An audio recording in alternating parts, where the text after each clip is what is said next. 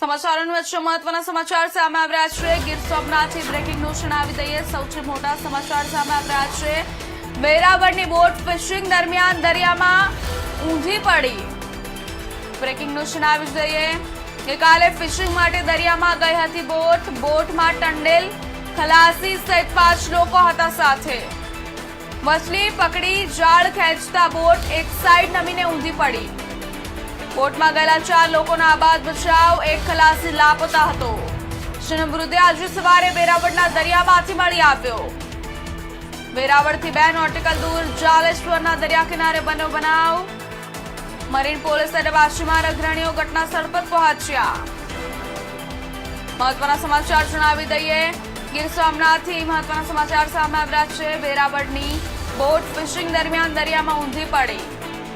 ગઈકાલે ફિશિંગમાંથી દરિયામાં ગઈ હતી બોટ। બોટમાં ટંડેલ, ખલાસી સહિત 5 લોકો હતા સાથે।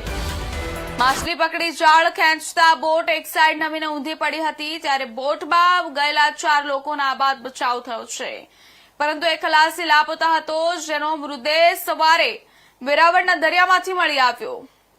વેરાવળથી 2 નોટિકલ દૂર જાલેશ્વરના દરિયા કિનારે બનાવ બન્યો હતો। મરીન પોલીસ અને માછીમાર અગ્રણીઓ ઘટના સ્થળ પર પહોંચ્યા।